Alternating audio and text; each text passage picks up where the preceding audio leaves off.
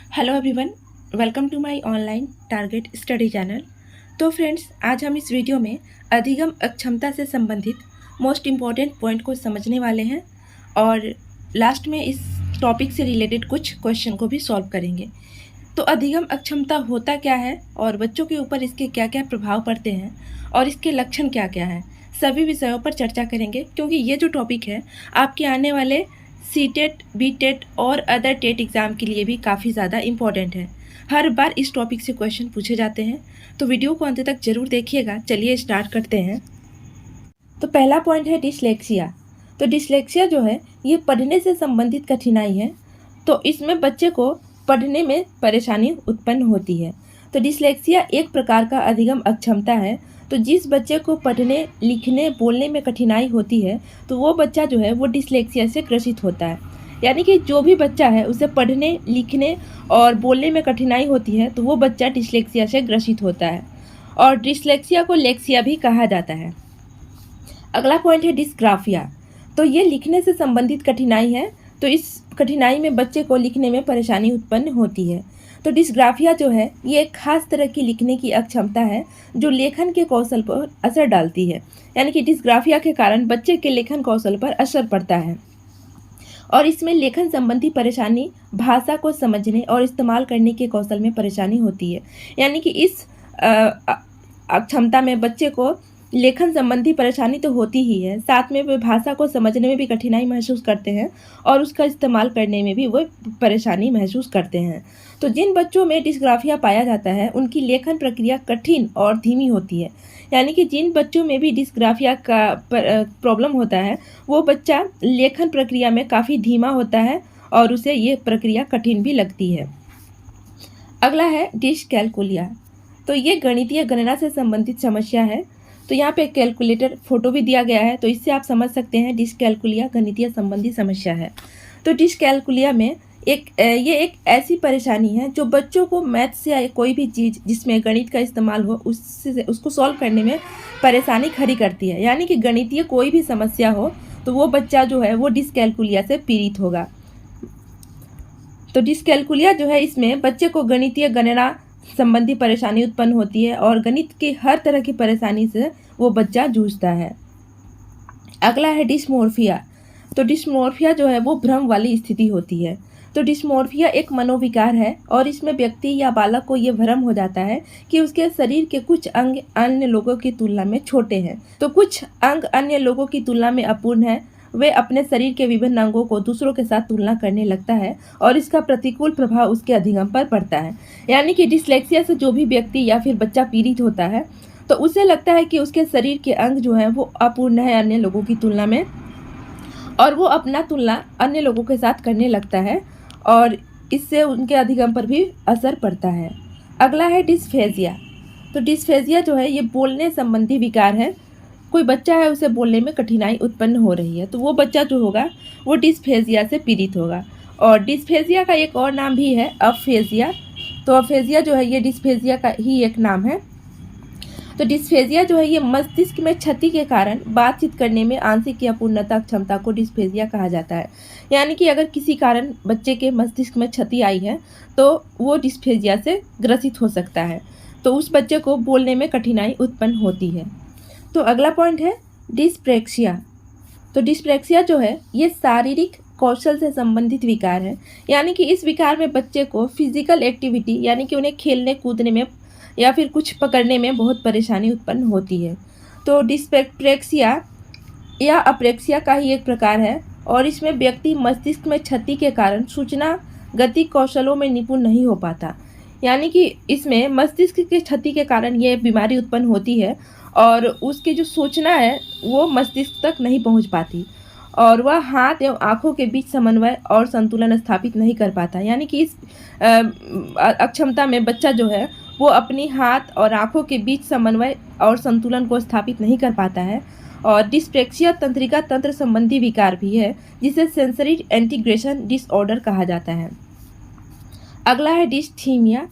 तो ये तनाव से संबंधित अक्षमता है। तो इसमें तनाव वाली स्थिति बनी रहती है। तो डिस्थीमिया यह गंभीर तनाव की स्थिति है और इस मनोविकार का प्रतिकूल प्रभाव बालक के अधिगम पर पड़ता है। यानी कि डिस्थीमिया जो है, इस अधिगम अक्षमता में बच्चा या कोई भी व्यक्ति जो है वो गंभीर तनाव की अवस्था में रहता है और इसका प्रभाव उनके मनोविकार पर पड़ता है और उनके अधिगम पर भी पड़ता है। डिस्थीमिया में व्यक्ति की मन स्थिति हमेशा निम्न रहती है। अगला है एलेक्सिया। तो ये एलेक्सिया जो है ये मस्तिष्क की क्षति से संबंधित विकार है। तो एलेक्सिया जो है ये मस्तिष्क में किसी प्रकार की क्षति के कारण पढ़ने में अक्षमता को एलेक्सिया कहा जाता है। यानी कि मस्तिष्क में व्यक्ति या बच्चा को किसी भी प्रकार की अगर क्षति पहुंचती है तो ये अक्षमता उसे हो सकती है। तो इसे शब्द अंधता या पाठ अंधता या विजुअल अफेजिया भी कहा जाता है। और एलेक्सिया के कारण अफेजिया या डिस्ग्राफिया जैसी अधिगम अक्षमता होना भी संभव है। यानी कि एलेक्सिया अगर किसी बच्चे को हो जाता है तो उसे अफेजिया और डिस्ग्राफिया जैसी समस्या होने का भी डर हो सकता है, किंतु प्रत्येक स्थिति में ऐसी आवश्यकता नहीं होती है। तो आइए जानते हैं इससे रिलेटेड कुछ इंपॉर्टेंट क्वेश्चन को। पहला क्वेश्चन है, वह बच्चा जो स को वाज तथा न्यूक्लियर और अनक्लियर में अंतर नहीं कर सकता वह डैश से ग्रसित है। इसके ऑप्शन है डिस्मोर्फिया, डिसलेक्सिया, शब्द जीवलिंग विकार या फिर डिसलेक्समिया। तो इसका सही आंसर हो जाएगा ऑप्शन बी, डिसलेक्सिया। तो डिसलेक्सिया जो है ये पढ़ने संबंधी विकार है। तो जिस बच्चे को पढ़ने में कठिनाई उत्पन्न होती है, जैसे कि बच्चा स को वाज पढ़ता है और न्यूक्लियर और अनक्लियर में अंतर नहीं कर सकता, तो वो बच्चा जो है वो डिसलेक्सिया से ग्रसित होगा। अगला क्वेश्चन है, अति संवेदनशील बच्चों को सीखने में मदद करने के लिए निम्नलिखित में से कौन सा तरीका उपयुक्त तरीका नहीं है। तो क्वेश्चन निगेटिव पूछा गया है। इसके ऑप्शंस हैं, यह एक कार्य को छोटे प्रबंधनीय खंडों में तोड़ना, अधिगम के वैकल्पिक तरीकों की पेशकश, उनके दैनिक कार्यक्रम में शारीरिक गतिविधि का समावेश तथा बेचैन होने पर अक्सर उन्हें फटकार लगाना। तो इसका सही आंसर हो जाएगा ऑप्शन डी, यानी कि बेचैन होने पर अक्सर उन्हें फटकार लगाना। तो यानी कि बच्चों को फटकार लगाना नहीं है, उन्हें दंड नहीं देना है। तो ऐसा कोई भी अगर शब्द इस्तेमाल हो तो ये निगेटिव ऑप्शन है। तो यहाँ पे क्वेश्चन भी निगेटिव पूछा गया था, तो इसका ऑप्शन भी निगेटिव होगा। अगला क्वेश्चन है, शब्दों में अक्षरों के क्रम को पढ़ने में कठिनाई का अनुभव करना और अक्सर चाक्षुष स्मृति का ह्रास डैश से संबंधित है। इसके ऑप्शंस हैं डिसलेक्सिया, डिसकैलकुलिया, डिस्ग्राफिया या फिर डिस्प्रैक्सिया। तो शब्दों में अक्षरों के क्रम को पढ़ने में कठिनाई का अनुभव करना, यानी कि बच्चे को पढ़ने में कठिनाई उत्पन्न हो रही है, तो ये समस्या जो है ये डिसलेक्सिया की समस्या है। इसका ए ऑप्शन सही हो जाएगा। तो बच्चे को पढ़ने में कठिनाई हो रही है तो वो बच्चा जो है वो डिसलेक्सिया से ग्रसित होगा। अगला क्वेश्चन है, अधिगम असक्तता वाले बच्चों का मानसिक विकास मंद होता है। बी है, बच्चे निम्न बुद्धि लब्धि वाले होते हैं। सी है, बच्चों को एक समान दिखाई देने वाले अक्षरों और वर्णों में भ्रम होता है। तथा डी है, बच्चे दृश्य शब्दों को आसानी से पहचानते और समझते हैं। तो अधिगम असक्तता वाले जो बच्चे हैं तो वो दृश्य शब्दों को आसानी से कैसे पहचानेंगे, ये तो गलत है। इसका सही ऑप्शन हो जाएगा ऑप्शन सी, बच्चों को एक समान दिखाई देने वाले अक्षरों और वर्णों में भ्रम होता है। यानी कि जैसे कि बी है उससे बच्चा डी समझेगा और डी को बी समझेगा, स को वाज समझेगा और वाज को स समझेगा। ऐसे शब्द जो हैं वो बच्चों को कठिनाई उत्पन्न कराते हैं या फिर कठिनाई देते हैं। अगला क्वेश्चन है, ऐसा बालक जो मौखिक रूप से सीखने में अक्षम होते हैं तो वह ग्रस्त है। इसके ऑप्शन है एलेक्सिया, अग्रेफिया, अफेजिया या फिर डिस्ग्राफिया। तो ऐसा बालक जो मौखिक रूप से सीखने में अक्षम है तो वो बालक जो होगा वो अफेजिया से ग्रसित होगा। इसका ऑप्शन सी सही हो जाएगा। तो अफेजिया जो है वो मौखिक संबंधी अक्षमता को दर्शाती है। तो जिस बच्चे को बोलने में कठिनाई होती है तो वो बच्चा जो होगा वो अफेजिया से ग्रसित होगा,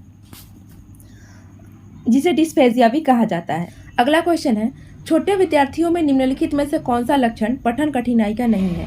तो क्वेश्चन यहाँ पे निगेटिव पूछा गया है। ऑप्शंस है, शब्दों और विचारों को समझने में कठिनाई, सुसंगत वर्तनी में कठिनाई, वर्ण और शब्द पहचानने में कठिनाई तथा पठन गति और प्रवाह में कठिनाई। तो इसका सही आंसर हो जाएगा ऑप्शन ए, शब्दों और विचारों को समझने में कठिनाई। तो शब्दों और विचारों को समझने में कठिनाई पठन कठिनाई का विकार नहीं है। इसका ए ऑप्शन सही हो जाएगा। अगला क्वेश्चन है, अपने आप को दूसरों से सुंदर, लंबा, ताकतवर समझने की समस्या क्या कहलाती है। इसके ऑप्शंस है बुलिमिया, प्रोजेरिया, डिस्मोर्फिया या फिर डिमेंशिया। तो अपने आप को दूसरों से सुंदर, लंबा, ताकतवर समझने की जो समस्या है, ये डिस्मोर्फिया है। यानी कि डिस्मोर्फिया वाली जो बीमारी है, ये भ्रम वाली स्थिति को पैदा करती है। इसमें बच्चे को ये भ्रम होता है कि वो दूसरों से सुंदर है, लंबा है, या फिर उसके कुछ अंग जो है शरीर के, वो अन्य दूसरों की अपेक्षा छोटे हैं या फिर अपूर्ण हैं। तो ये भ्रम वाली स्थिति होती है इसमें। अगला क्वेश्चन है, गतिक कौशल में अक्षमता होती है। इसके ऑप्शंस हैं बुलिमिया, प्रोजेरिया, प्रेक्सिया, डिस्प्रेक्सिया। तो सही आंसर हो जाएगा डिस्प्रेक्सिया। तो डिस्प्रेक्सिया जो है ये शारीरिक गति संबंधी विकार है, और इसमें बच्चों को खेलने में या फिर कोई चीज़ को, वस्तु को पकड़ने में कठिनाई उत्पन्न होती है। तो ये गतिक कौशल संबंधी अक्षमता है डिस्प्रेक्सिया। अगला क्वेश्चन है, इनमें से कौन सी अधिगम अशक्तता वाले बच्चों की एक विशेषता है। इसके ऑप्शन है धारा प्रवाह रूप से पढ़ने तथा शब्दों पर पलटे जाने में कठिनाई, 50 से नीचे की बुद्धि लब्धि, एक ही प्रकार की गत्यात्मक क्रिया को बार बार दोहराना, तथा अन्य बच्चों को धमकाना तथा आक्रामक कार्यों में लगे रहना। तो इसका सही आंसर हो जाएगा ऑप्शन ए, धारा प्रवाह रूप से पढ़ने तथा शब्दों पर पलटे जाने में कठिनाई। यानी कि अधिगम अशक्तता वाले बच्चे जो हैं, इनकी विशेषता होती है कि उनके पढ़ने में कठिनाई होती है, वो शुद्ध भी नहीं पढ़ पाते और जल्दी जल्दी पढ़ने में उन्हें कठिनाई होती है। तो इसका ए ऑप्शन सही हो जाएगा। अगला क्वेश्चन है, निम्नलिखित में से कौन सा व्यवहार बच्चे की अधिगम निर्योग्यता की पहचान करता है। इसके ऑप्शन है अपमानजनक व्यवहार, ये तो नहीं होगा, बी को डी, 21 को 12, वाच को स लिखना, तथा सी है कम अवधान, विस्तार और उच्च शारीरिक गतिविधि, तथा डी है मनोभाव का जल्दी जल्दी बदलना। तो ये तो नहीं हो सकता है, ये भी नहीं हो सकता है। तो यहाँ पे सवाल पूछा गया है अधिगम निर्योग्यता के बारे में। तो इसका सही आंसर हो जाएगा ऑप्शन बी। यानी कि बच्चा जो है वो बी को डी पढ़ेगा, 21 को 12 पढ़ेगा और वाच को स पढ़ेगा, इसमें अंतर वो नहीं कर पाता है। तो इसका बी ऑप्शन सही हो जाएगा। अगला क्वेश्चन है, एक बच्चे की कॉपी में लिखने में विपरीत छवियाँ, दर्पण छवि आदि जैसी गलतियाँ मिलती है। इस प्रकार का बच्चा लक्षण प्रदर्शित कर रहा है। ऑप्शंस है अधिगम में असुविधा का, अधिगम में अशक्तता का, अधिगम में कठिनाई का, तथा अधिगम में समस्या का। तो वो बच्चा जो है वो अधिगम में अशक्तता को प्रदर्शित कर रहा है। इसका बी ऑप्शन सही हो जाएगा। तो एक बच्चे को लिखने में विपरीत छवियाँ उत्पन्न होती है, जैसे कि दर्पण छवि आदि जैसी उसकी गलतियाँ कॉपी पे मिलती है। तो इस प्रकार का जो बच्चा होगा वो अधिगम में अशक्तता को प्रदर्शित कर रहा है। इसका बी ऑप्शन सही हो जाएगा। अगला क्वेश्चन है, विचार व्यक्त ना कर पाना अक्षमता होती है।